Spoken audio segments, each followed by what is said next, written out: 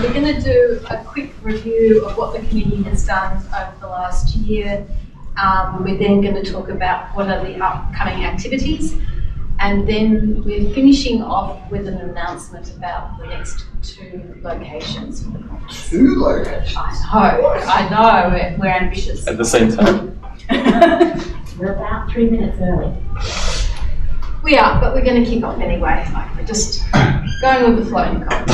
So we are the DrupalSouth committee. There's 5 of us. Ashley is not able to be present at this conference, but we've got Chris Burgess here. I'm Julia Topliss, Margery Tongway, and Vladimir Roudakov. Chris and I have been on the committee for 3.5 years, I feel. Something like that. Yeah. Oh, and Marge as well. And Vladimir, you joined in November last year, I want to say. Is that right? Or was it the year before? Year before. Year before, okay. Okay, so the things that we have been doing over the last year. We had the Melbourne conference, which was a lot of fun at Acme. We ran the Splash Awards there, and we also had our first marketing off session, which was actually very interesting and valuable. We ended up doing a whole lot of activities. Thank you.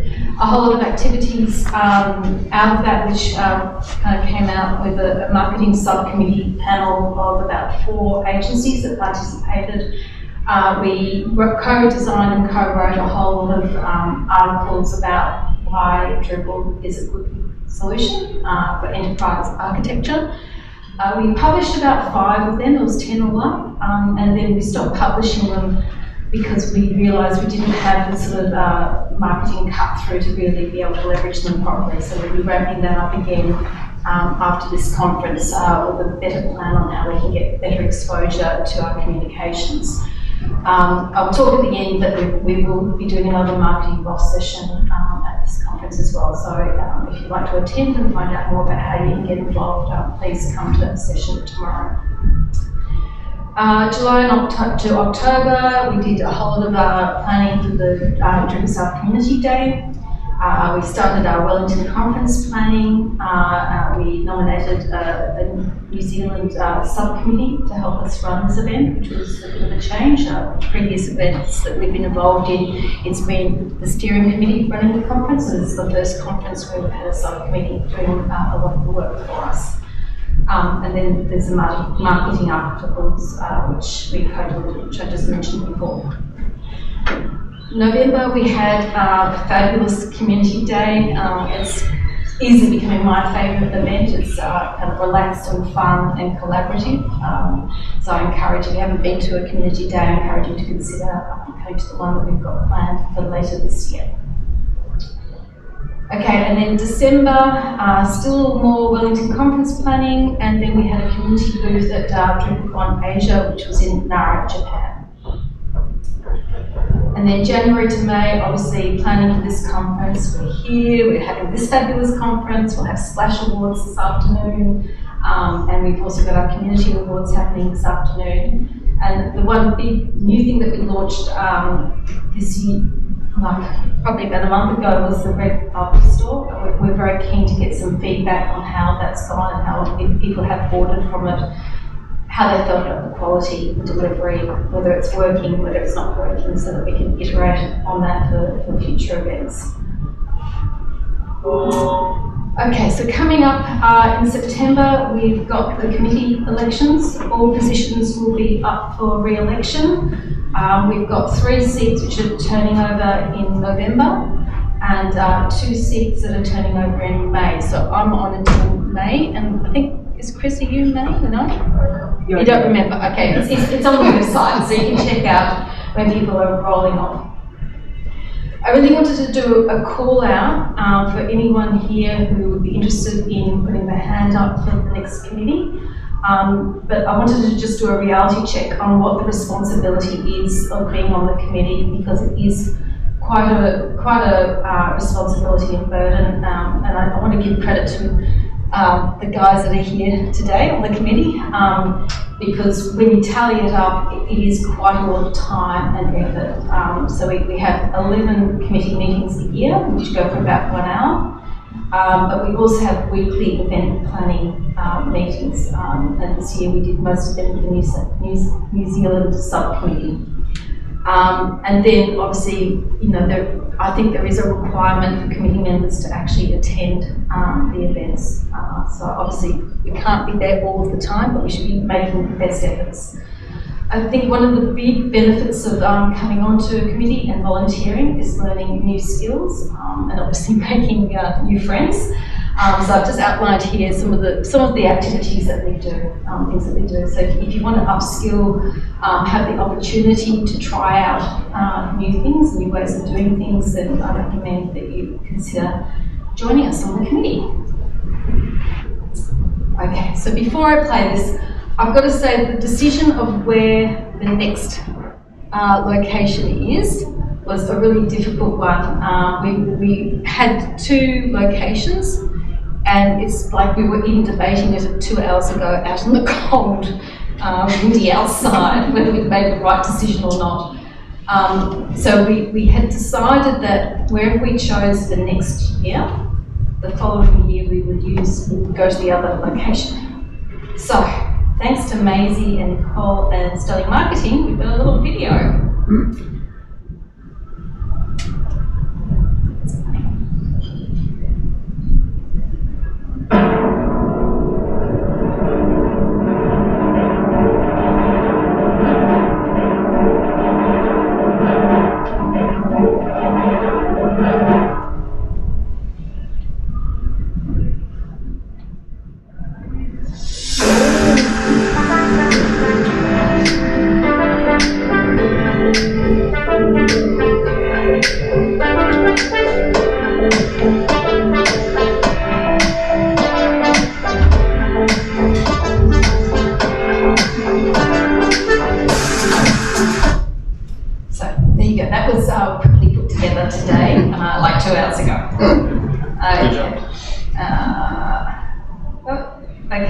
So this is the plan coming up.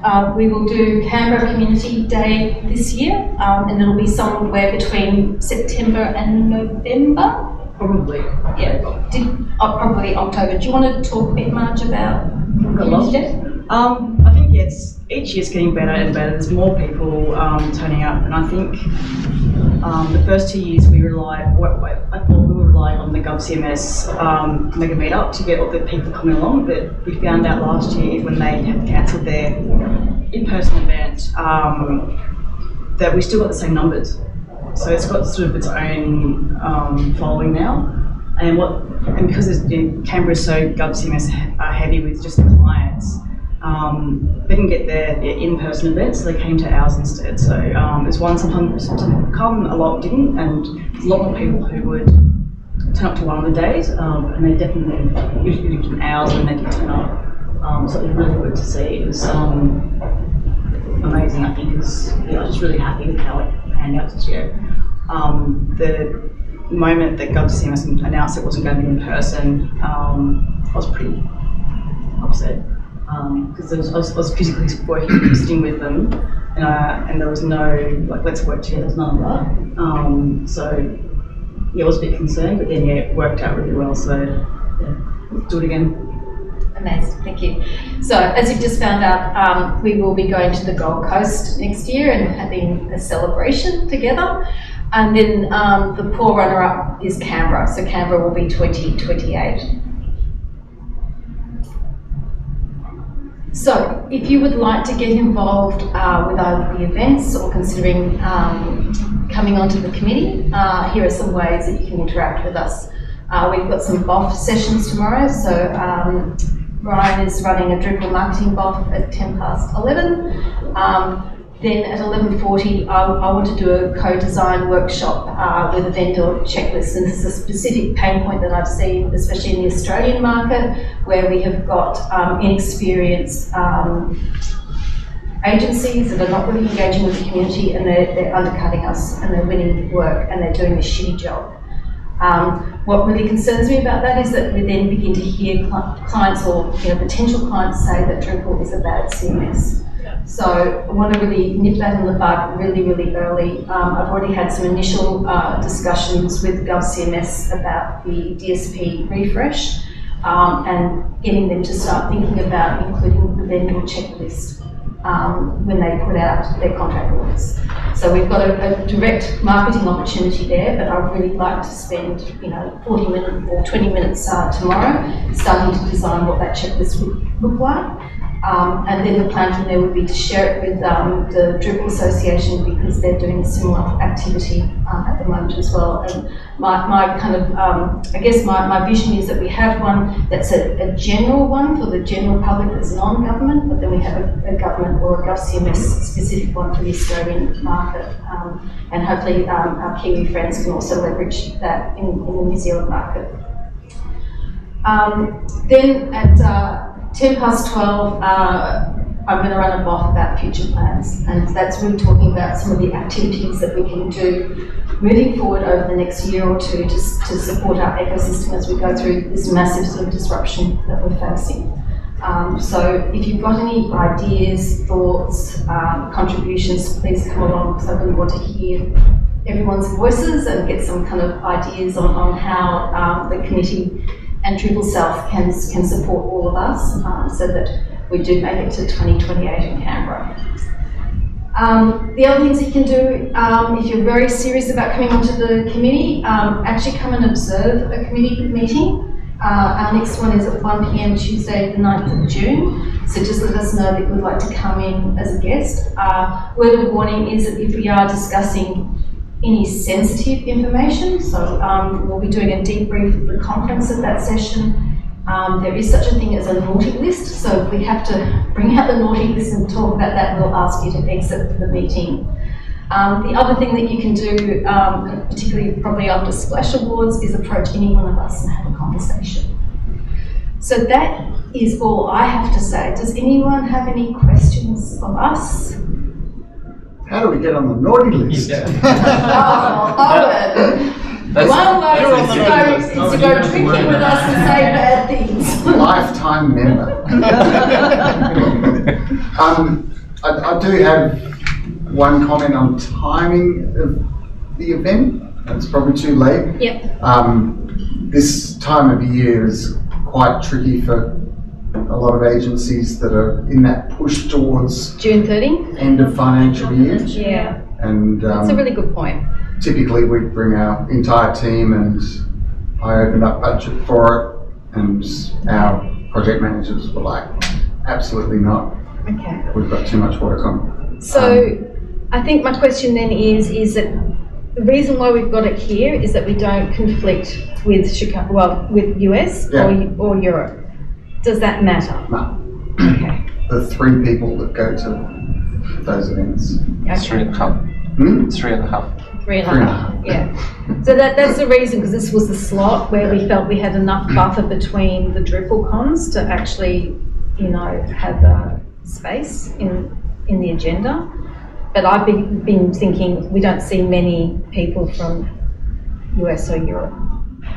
So, Yeah. okay.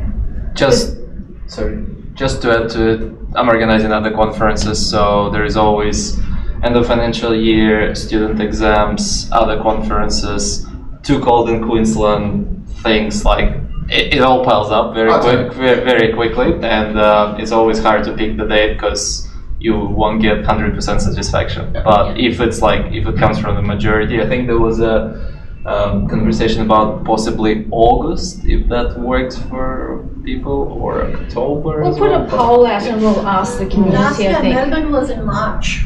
Yes.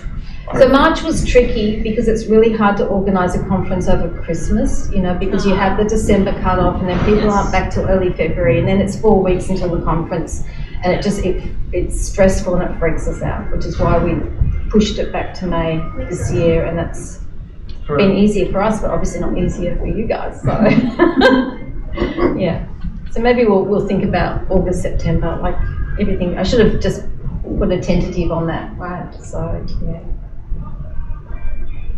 Any other questions? And did you just say it becomes too cold in Queensland? Well, I had the comments that July organized conference June last year, and people said, "Oh, it's too cold in Queensland to come here." Have to wear socks. That's right. It goes below 20 degrees. That's it. Oh my god. Queenslanders don't go to the beach. That's Okay. Any other questions?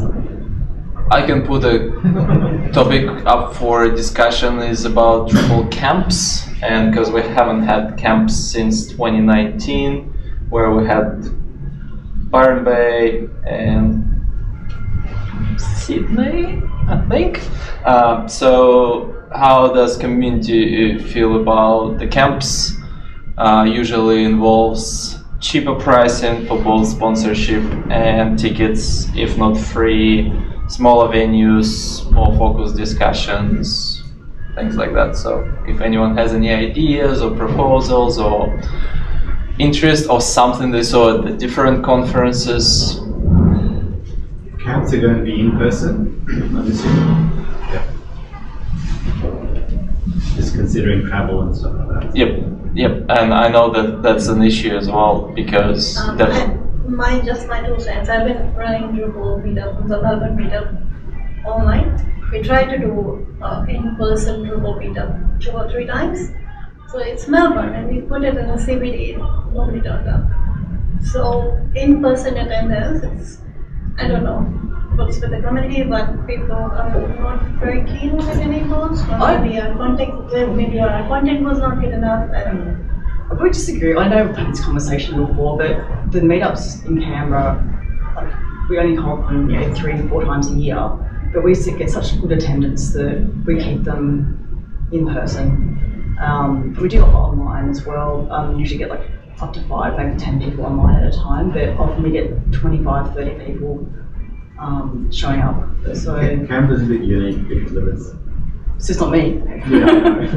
But I mean, Canberra's unique. It's a lot. It is, yeah. A lot of people, right? Relatively to most of the cities. Oh no, definitely. Yeah. And Canberra's new. It's And small. Yeah, people can drive for 20 minutes and So, get there. So it is like definitely. so Canberra is unique because in Brisbane I'm running WordPress meetups now just because we have more than 5 people turning up. Last meetups which we had in 2023 for Drupal had 3 people literally at the meetup. And I'm not saying other meetups are not collapsing, the WordPress is collapsing, JavaScript is collapsing, like there's less and less people. People are interested in AI, so AI meetup comes in, even if they put slop of a presentation, you still get 70 people RSVP'd, half of that will come, 45, so that's the reality of Queensland and Brisbane.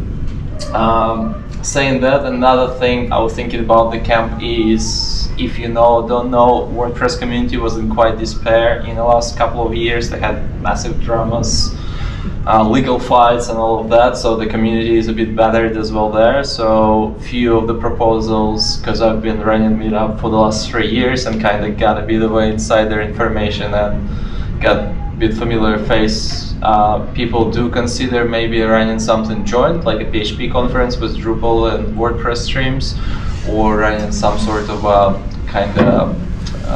something in the middle. So it's not just Drupal, but maybe PHP or other CMS, other open source CMSs to be specific, or CMS conference, something like that. So if you have any ideas there, again, pin us later, or if you saw something that you think might work. Like, because some of the conferences are doing really great job. Like if you look at the DDD conferences, which are $50 to $100, very cheap attendance fee. They are in all major cities around Australia. People vote for the agendas, which I guess can be a bit icky, but they are having a pretty good presence in terms of the new people coming in, different businesses, and because it's technology agnostic, like it is Microsoft oriented, but they don't really, like, they bring some random Java or Python talk as well, you know, or some system. So I like how they run. It's kind of poor man's web directions kind of thing. But at web directions you get the same talks as there. That's so I don't see why would you pay $1,500 when you can pay $100 or maybe get a booth at the DDD. So I found those kind of events with a cheaper entrance fees quite an attractive opportunity. But that's again technology agnostic.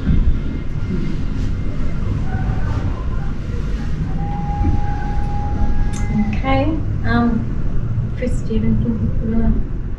No, I think timing's hard though.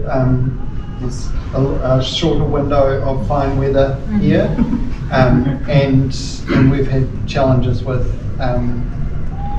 like March before the end of the financial year in New Zealand is a challenge as well. But yeah, you just have to pick dates.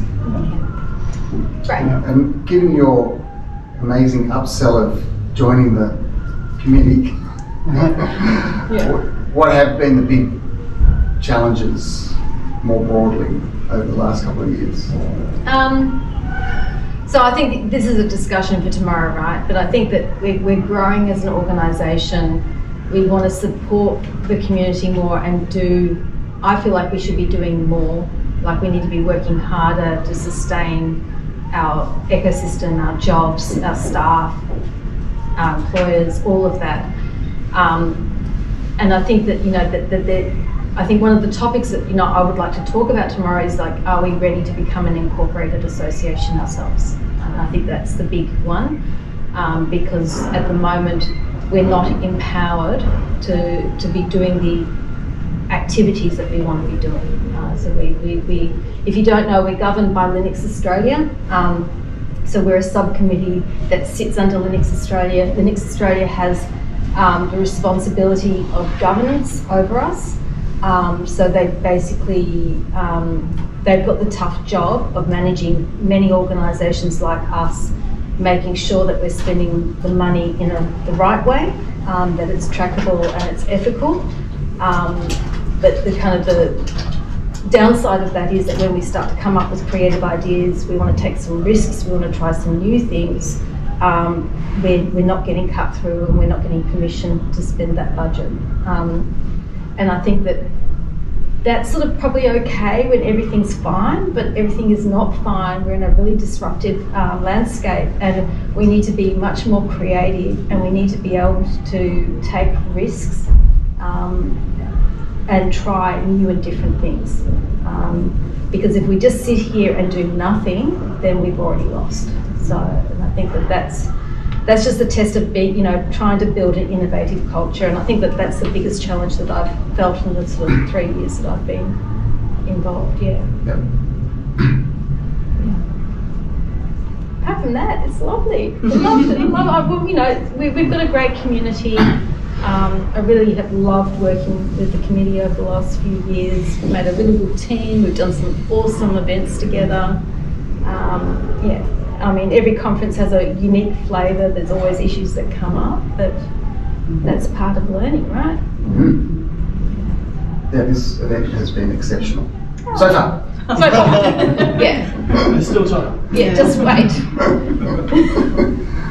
And just as a commentary, for those of you that don't know me, Owen was on the committee previously. There's always this sense of how we fare in terms of the broader market as an event. I think the numbers here are on par with what we've always been able to do in NZ. Like 30 more in Auckland a decade ago or something like that. Yeah, it was 167 in Auckland, or was that 187 Yeah. in Auckland Anyway. in 2017, Yeah. cold years. I think we are 170 in 2023. Yeah. So we're pretty close, right? Yeah. Like I think that we've done pretty good. And then the other context is it's not all the same faces either. Correct, So, yeah. I think there was always a concern of there's an aging cohort of Drupal diehards, but the diversity of the types of organisations that are now working with Drupal is And I changed think and expanded. and I think it's a testament to the New Zealand subcommittee and the work that they've done. So they've come up with ideas of how to engage students and government in this conference. We've trialled that, and so you're seeing some new faces as a consequence of those activities. So I think for me, observing from the outside, I feel like the New Zealand committee really dug deep and committed to having this conference. and they've worked really hard to try and engage outside of the immediate network and known faces to make that happen. So yeah. So if you see any of them around, I should have done a call out earlier, but Dave Sparks is here. He was leading it out, and there's Cherry. Cherry, have you got any of your other team here with you? No, they're all working. Okay, there you go. But yeah, certainly, Alex Matthews, Chris, you were on the committee. Nicole Ritchie's done an amazing job. Josh Ford. So if you see them around, please congratulate them because they've done a really amazing job. A comment on that is that we are getting old, in particular, and there's a desire for growth and renewal. But it's really hard to do revolutionary change, and the opportunity is for incremental change. Yeah. And I feel like there's new agencies who never participated before here. There's new audiences. We're slowly growing the end user client market, and I feel like it's just going to take a sustained effort. The people who came along today will talk to their friends and they'll come along to the next one. It's about incremental growth.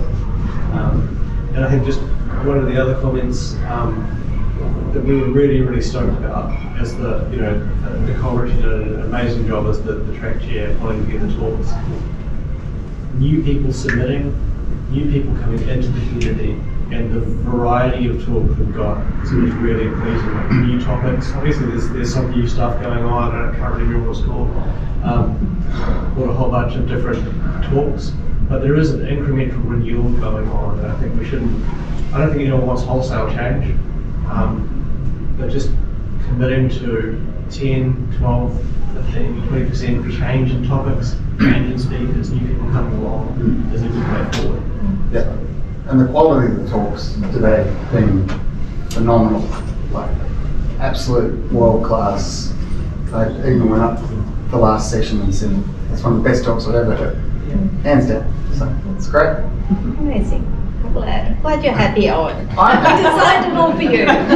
All care, no responsibility. Just coming from outside, well, kind of on the periphery of the Drupal community, like we really appreciate that the Drupal community is one of the few people and groups of people who are still putting on in-person events, and it's actually one of the few places where we can come and talk about our stuff. Because people like with web directions, and they've really scaled down.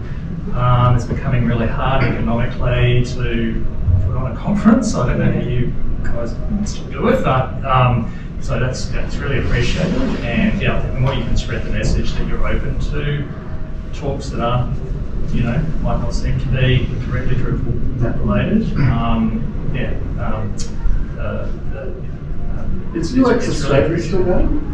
UX Australia is now run by Web Directions. Right. Yeah.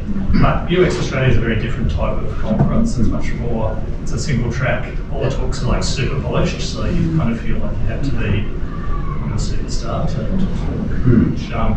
With respect, this place is more of a space. That's not our vibe, right? Yeah, Because we talk about this a bit at DrupalSouth that it needs to be a safe, inclusive space, and it's not a DrupalCon. For us, it's a space also to be able to provide first-time speakers to come and try things out. We should be a bit experimental about that. But Angus, I do want to thank you and the Weave team for coming. Like, you came to the community day, you gave an amazing talk, McGee and Emma at the community day, and then your two talks today. And it gives more kind of breadth and context when we have specific talks around content strategy and UX, because it's so important now in terms of AI and Drupal design. So thank you. Just to give a bit of a perspective, I was on a TAFE Queensland panel for web development, and there were a few people from SAP, which is multi-billion-dollar organization, and the issues they were raising about their conference are exactly the same.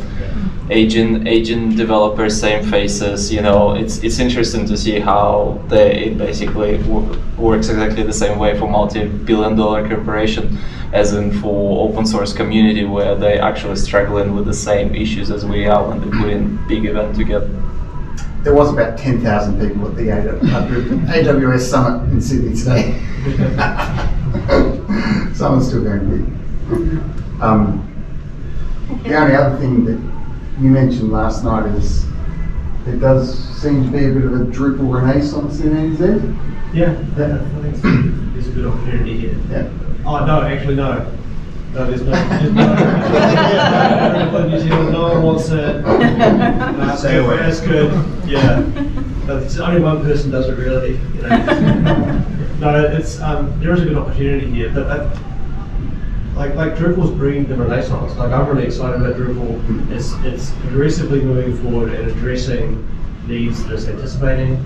I think there's a massive change in what a website is, and clients are slowly coming on. The new job we're starting, they're looking at, they realise that 80% of their traffic is non-human now. Yeah. And so, it's not just a buzzword. It's like, what do they do? How do you measure success now? How do you cater for that market? What do you do? So yeah, it's cycles. Drupal stagnated for a bit, and then has been spurred to innovate really aggressively, and we'll be at the front of the pack for a while. So onwards and upwards. Yeah. Cool.